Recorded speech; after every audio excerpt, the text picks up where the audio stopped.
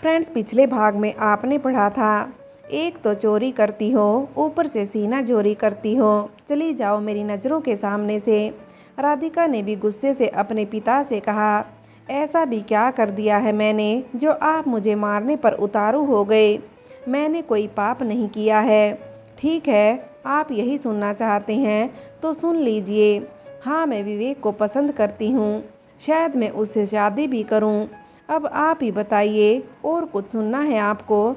जैसे ही राधिका के मुंह से शब्द निकले, गौतम एक बार फिर उसकी ओर गुस्से से आने लगा। गौतम को गुस्से में देखकर सोनाली राधिका को घसीटते हुए कमरे की ओर ले गई और ले जाकर उसे कमरे में बंद कर दिया। अंदर कमरे में गायत्री और नील बैठे थे। नील ने थोड़ा दुखी होते हुए गायत्री से कहा, इतना बड़ा कलंक उस छोटी सी बच्ची पर लगाते हुए तुम लोगों को शर्म नहीं आई? तुम यह सब क्या कर रही हो गायत्री? तुम्हें क्या हो गया है? तुम ऐसी तो नहीं थी। गायत्री ने गुस्से से नील को घूरते हुए कहा, कुछ नहीं कर रही हूँ, बस अपने परिवार का भला कर रही हूँ। तंग आ गई हूँ मैं इस गरीबी से। पूरी जिंदगी गरीबी में काट दी। अब तुम क्या चाहते हो? बुढ़ापा भी गरीबी में कटे।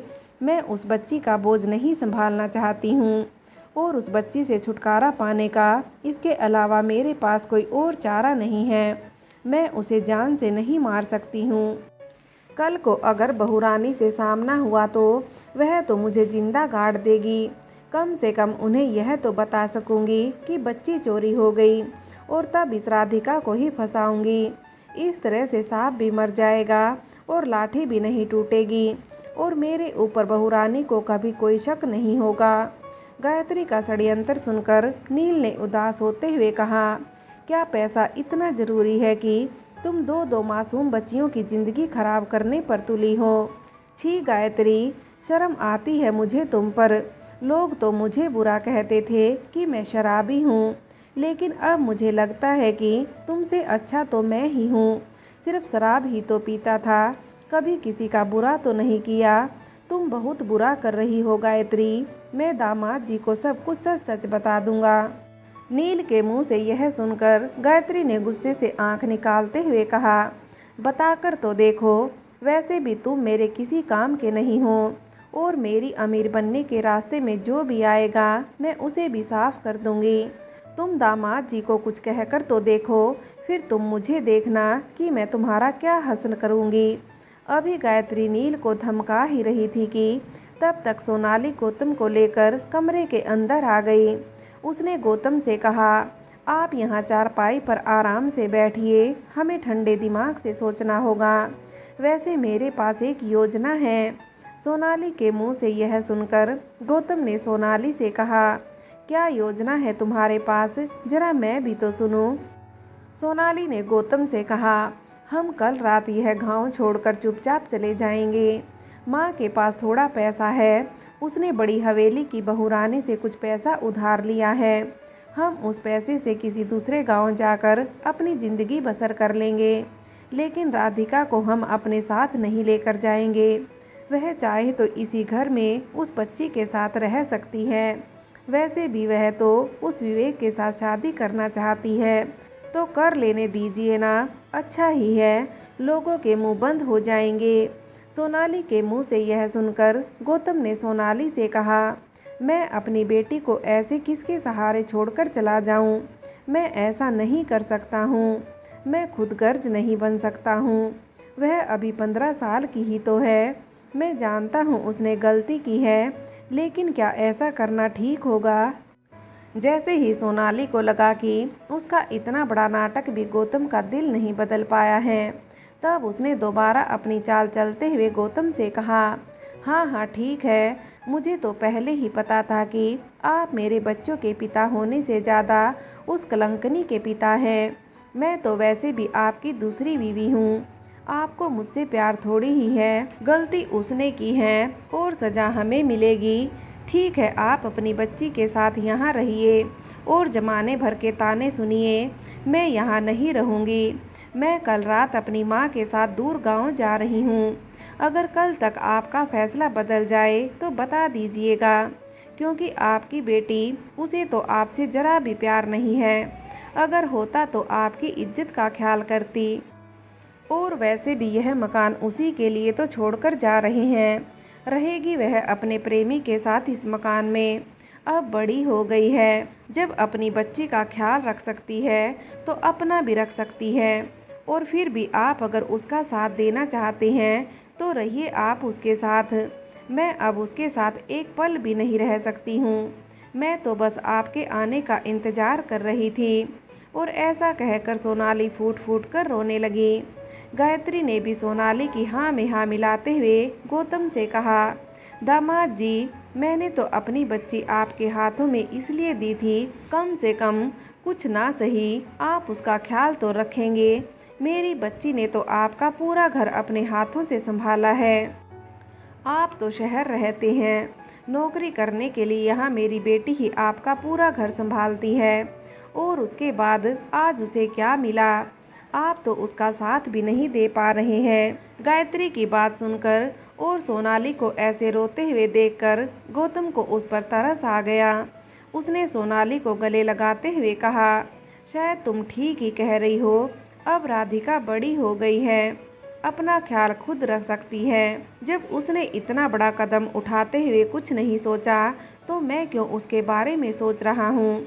इधर राधिका कमरे में बैठे बैठे बस यही सोच रही थी कि क्या विवेक से दोस्ती करना उसकी इतनी बड़ी गलती है जो उसके पिता उससे इतना नाराज हो गए। वह अपनी माँ की तस्वीर देखकर एक बार फिर फूट फूट कर रोने लगी। उसने अपनी माँ से कहा, माँ, तुम मुझे भी अपने साथ ले जाती। इतनी बुरी दुनिया में मुझे अकेले क्यों छोड़ा? देख लो, तुम्हारे जाने के बाद मैं बिल्कुल अकेली हूँ। कोई नहीं है मेरे साथ, कोई भी नहीं। राधिका अपनी माँ से बात कर रही थी और उसे ऐसा लगा कि उसकी माँ उससे बातें कर रही है। उसके दिल में एक आवाज़ आई, विवेक है ना, वह तुम्हें प्यार करता है, वह तुम्हारा ख्याल भी रखेगा। विवेक का नाम सुनते ही राधिका ने अपनी आंखों के आंसू पोंछे और वह दरवाजे के पास आई। उसने धीरे से दरवाज़ा खटखटाया, लेकिन किसी ने दरवाज़ा नहीं खोला। इधर नील सबकी बातें सुनकर दुखी हो रहा था। वह कमरे से बाहर आ गया और राधिका दरवाज़ा खटखटा रही थी। नील धीरे से राधिका के पास आया और उसने दरवाज़ा खोल दिया। राधिका नील को सामने देखकर थोड़ा हैरान रह गई थी। नील ने अपने मुंह पर उंगली रखते हुए राधिका से चुप रहने का इशारा किया। वह दोबारा कमरे के अंदर गया और दरवाज़ा बंद कर लिया। उसने राधिका से कहा, तुम्हारे खिलाफ बहुत बड़ा षड्यंत्र रचा जा रहा है। मैं जानता हूँ तुम एक मासूम बच्ची हो, तुमने कुछ नहीं किया है, लेकिन मेरी पत्नी और मेरी बेटी दोनों ही तुमसे जलन रखती हैं। वह तुम्हें रास्ते से हटाना चाहती हैं। बेटा, अगर सचमुच तुम उस लड़के से चाहत रखती हो तो तुम उसके पास चली जाओ, क्योंकि यहाँ अकेले रहना तुम्हारे लिए खतरे से खाली नहीं। गांव वाले वैसे भी तुम्हें इस गांव से निकाल देंगे जब उन्हें यह पता चलेगा कि तुम्हारे घर वाले तुम्हें छोड़कर जा चुके हैं। नील की बात सुनकर राधिका को कुछ समझ नहीं आ रहा था। उसने नील से कहा, आप क्या कहना चाहते हैं? गांव वाले मुझे यहाँ से क्यों निकालेंगे और मेरे घर वाले कहाँ जा रहे हैं? नील ने राधिका से कहा, सोनाली ने गौतम से कहा है कि यह बच्ची तुम्हारी और विवेक की है। अब इससे ज़्यादा मैं तुम्हें कुछ नहीं बता सकता हूँ बेटा, बस तुम यहाँ से चली जाओ। यह बच्ची ही तुम्हारे लिए मुसीबत बनकर आई है। इस बच्ची की माँ ने गायत्री को बहुत सारे गहने दिए थे, हीरे जवाहरात भी हैं, इसलिए गायत्री की नीयत बदल गई। वह अब इस बच्ची से छुटकारा पाना चाहती है, इसलिए तुम्हें फंसाया। तुम चाहो तो उनमें से कुछ गहने ले लो, लेकिन हाँ, आज रात तुम्हें यह सारा काम करना होगा, क्योंकि कल रात यह सब यहाँ से चले जाएंगे, तुम्हें यहाँ अकेला छोड़कर। नील के मुंह से सोनाली का सच सुनकर राधिका हैरान थी। उसकी आंखों से टप टप आंसू बह रहे थे। उसने नील से कहा, पिताजी ने इन सब बातों पर विश्वास कर लिया। नील ने राधिका के सर पर हाथ फेरते हुए कहा, कभी कभी इंसान मजबूर होता है। मैं तुम्हारे पिता को गलत तो नहीं कह सकता हूँ, लेकिन फिर भी उसकी मति भ्रष्ट हो चुकी है। तुम इतना समझ लो, तुम एक अनाथ हो और तुम्हें अपने लिए कुछ ना कुछ करना होगा। भंडार गृह में गेहूं की बोरी में गायत्री ने गहनों की पोटली छुपा कर रखी है। तुम उसमें से कुछ गहने ले लेना और आज रात ही उस लड़के के गांव चली जाना। लेकिन याद रहे, उस गांव में भी मत रहना, क्योंकि गहनों के लिए तुम्हारी माँ तुम्हारे पीछे पीछे ज़रूर आएगी। अब मैं यहाँ से जा रहा हूँ। रात को तुम्हारे कमरे की कुंडी खोल दूँगा। जैसे ही सब सो जाएंगे, तुम भंडार गृह में जाकर गहने चुरा लेना। नील की बात सुनकर राधिका को ऐसा लगा जैसे जीते जी उसे किसी ने ज़मीन के नीचे दबा दिया हो। उसे बहुत घुटन महसूस हो रही थी। वह ज़ोर ज़ोर से रोना चाहती थी, पर रो नहीं सकती थी, क्योंकि यहाँ उसे चुप कराने वाला कोई नहीं था। कोई उसका दुख सुनने वाला नहीं था। उसने अपने आप को मजबूत करते हुए नील से कहा, आपका एहसान कभी नहीं भूलूंगी नाना जी। आपको मैं बुरा समझती थी, लेकिन सबसे अच्छे तो आप ही निकले। आप जैसा कहते हैं मैं वैसा ही करूँगी। और इतना कहकर राधिका सबके सोने का इंतजार करने लगी। गौतम बहुत दुखी था। उसे अपनी आंखों और कानों पर विश्वास नहीं हो रहा था कि उसने जो कुछ भी सुना और देखा है वह सच है। लेकिन क्योंकि राधिका ने अपने मुंह से यह स्वीकार किया था कि वह विवेक को चाहती है, और राधिका के मुंह से यह आधा सच सुनकर गौतम ने उसे पूरा सच मान लिया। उसे अब सोनाली की बातों का यकीन हो चला था। गौतम, गायत्री, नील और सोनाली छत पर जाकर सोने चले गए थे। हालांकि गौतम को नींद नहीं आ रही थी, लेकिन सफ़र की थकान की वजह से वह जल्दी ही गहरी नींद में चला गया।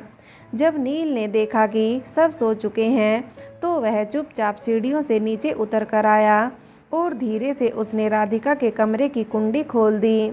उसने इशारे में राधिका से भंडार गृह में जाने के लिए कहा। राधिका दबे पांव उठी और भंडार गृह की तरफ जाने लगी। नील सीढ़ियों पर खड़े होकर आहट ले रहा था कि कहीं कहीं जाग कर नीचे ना आ जाए। राधिका गेहूं की बोरी की तरफ गई और उसने हाथ डालकर गहनों की पोटली तलाशनी शुरू की। थोड़ी देर की मेहनत के बाद उसके हाथ में गहनों की पोटली आ चुकी थी। कमरे में काफ़ी अंधेरा था। उसने अंदाजे से ही एक मुट्ठी में कुछ गहने निकाले। वह डर के मारे कांप रही थी। जिसने कभी कोई गलत काम न किया हो, उसके लिए यह सब बहुत मुश्किल होता है। वह अभी डरते डरते दोबारा थैली में हाथ डाला ही था कि तभी नील को कुछ आहट सुनाई दी। उसने राधिका को धीरे से आवाज़ लगाते हुए कहा, कोई है, जल्दी कमरे में जाओ। राधिका ने डर के मारे थैली को बोरी में दबा दिया और भागकर कमरे में चली गई। लेकिन उसके हाथ में कुछ गहने तो आ गए थे। उसने कमरे में बैठे बैठे कपड़ों की पोटली बनाई और जो पैसे उसने गायत्री से चुराए थे वह गहने भी उसने उस पोटली में रख लिए। वह अब अपना मन मजबूत कर चुकी थी। इधर नील दोबारा चारपाई पर आ गया था। राधिका सबके गहरी नींद में सोने का इंतजार कर रही थी। सुबह के 3 बज चुके थे। राधिका ने अब बाहर जाने का फैसला किया। वह दबे पांव उठी और कमरे से बाहर जाने लगी कि तभी उसे लगा जैसे किसी ने जोर से उसका घाघरा पकड़ लिया हो। वह डर गई थी। उसने डरते डरते पीछे पलट कर देखा। वह छोटी सी बच्ची अपनी प्यारी गोल मटोल आंखें खोलकर मासूमियत से राधिका की ओर देख रही थी, जैसे कह रही हो, मुझे छोड़कर कहाँ जा रही हो? मैं भी तो तुम्हारी तरह अनाथ हूँ, मुझे भी अपने साथ ले चलो। राधिका ने पलटकर उसकी तरफ देखा और वह उसे देखती रह गई। उस बच्ची की आंखों में आंसू थे। पता नहीं, पर इतनी छोटी बच्ची को क्या सब समझ आ रहा था। राधिका उसकी छोटी छोटी उंगलियों से अपना घाघरा छुड़ाने लगी और दोबारा आगे बढ़ने लगी। और राधिका के आगे बढ़ते ही वो बच्ची ज़ोर ज़ोर से अपने हाथ पैर हिलाने लगी, मानो बोलना चाहती हो, मुझे छोड़कर मत जाओ। राधिका कमरे के दरवाजे तक पहुंच चुकी थी। एक बार फिर उसने पलटकर बच्ची की ओर देखा और तभी विवेक की कही हुई बात उसे याद आई। विवेक ने कहा था कि अगर उसका कोई नहीं तो तुम उसका सहारा बनो। और उस एक पल में राधिका को न जाने क्या सूझी। वह भागती हुई उस बच्ची के पास गई और उसे सीने से लगा लिया।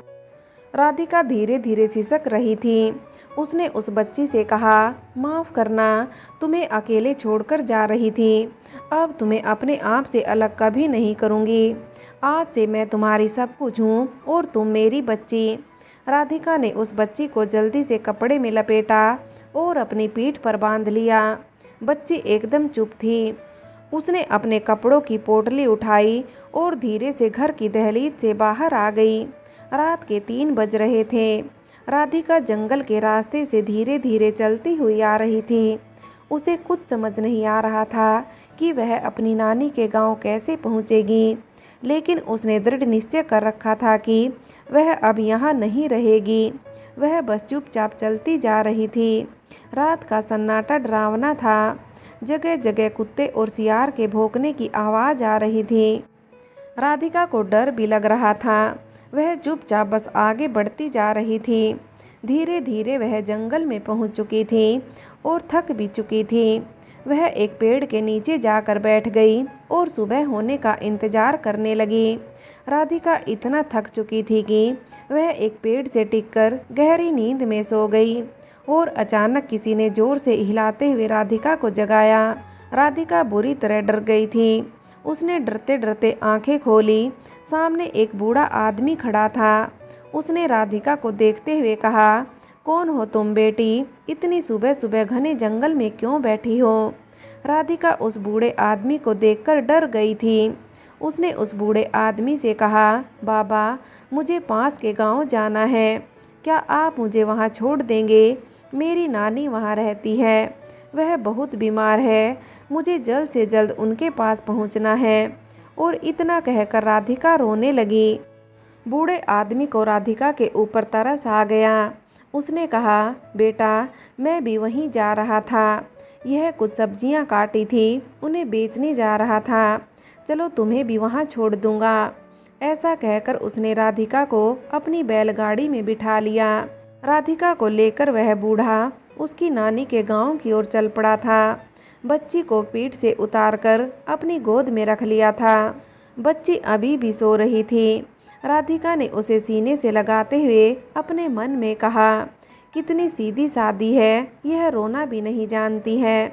बूढ़ा आदमी राधिका को लेकर उसकी नानी के गांव पहुंच चुका था और राधिका तेज तेज कदमों से चलते हुए अपनी नानी के घर की ओर चल पड़ी थी। फ्रेंड्स, आगे की कहानी के लिए कहानी का अगला भाग देखें।